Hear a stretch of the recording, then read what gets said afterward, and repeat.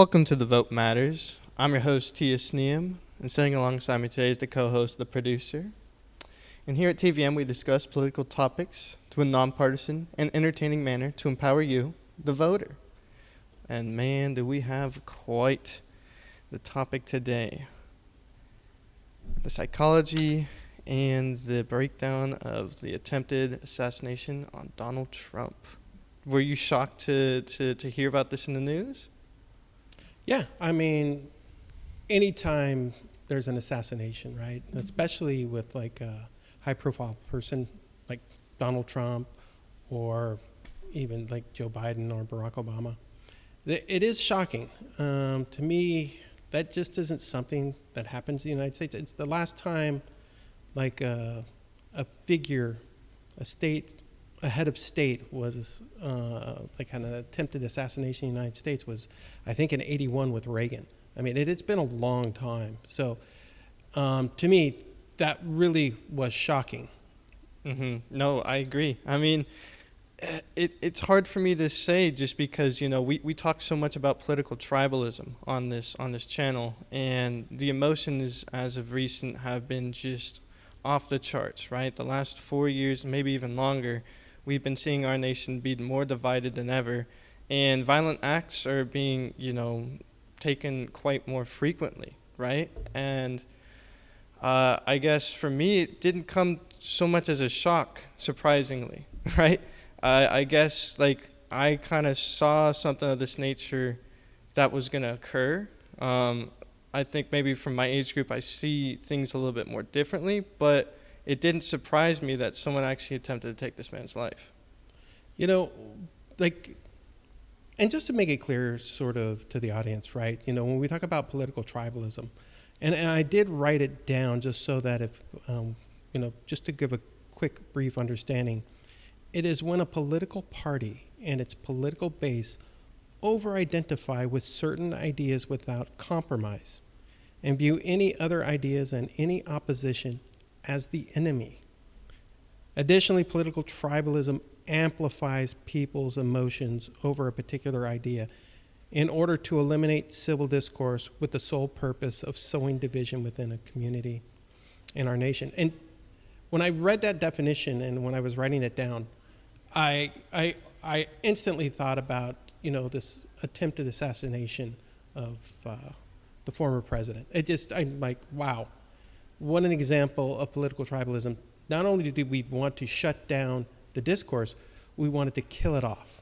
And that's the part that just blew my mind away, is we can't even have civil discourse. We can't have a pool of ideas in which we can discuss and determine what are the best ideas for our nation, our community, our house, right? It seems like there's so much division all throughout our lives, and it's become very amplified.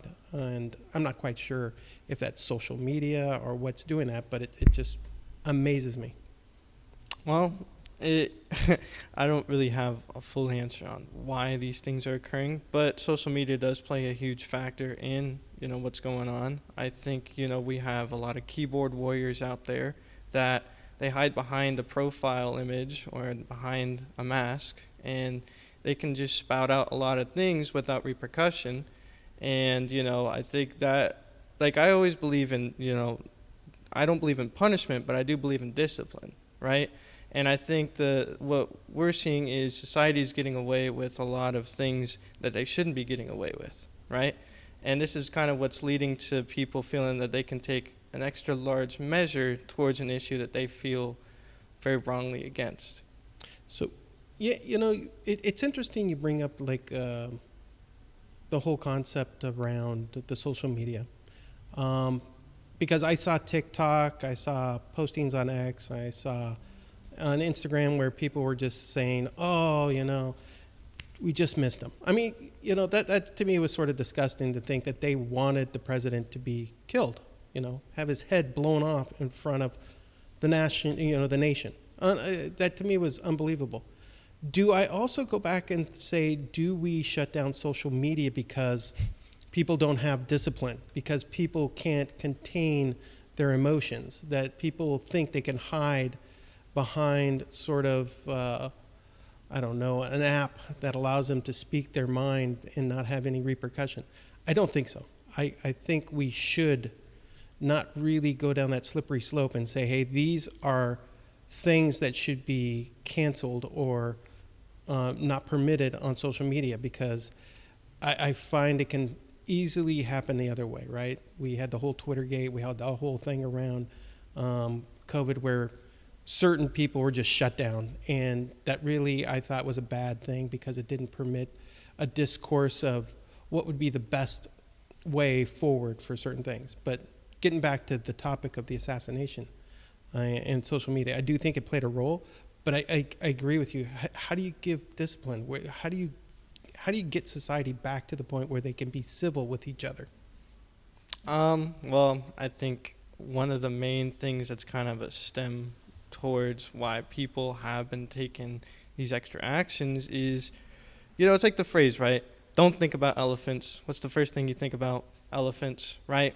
People have been told that they're doing a bad job or a bad thing so frequently that people's perspectives are now fully developed into a negative mindset rather than a growth mindset, right? They feel kind of stuck in a place that they don't really want to be, and that's where the emotional outburst will occur.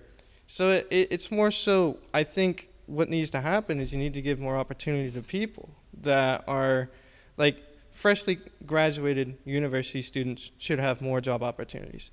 I think people who are 30 years old should not have to worry about being like financially, they need to be able to buy a home at a certain point in their life, right? And if that stress factor is always looming over you about certain things that you feel that you need in order to have like a quality of life, and you feel you cannot get that, then that is where the emotional outburst will occur. And that is where most of political tribalism kind of stems from, because people they don't feel heard, or they don't feel like they're being taken care of.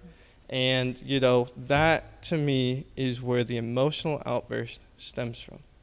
So people feel like society's letting them down, or people feel that, they don't have opportunity. And I find that also ironic, because one of the things you hear from some of these candidates is around how they want to create opportunity, how they want to create those opportunities for economic growth or spiritual growth or emotional growth, how they want to make sure that family is at the heart of how our communities thrive.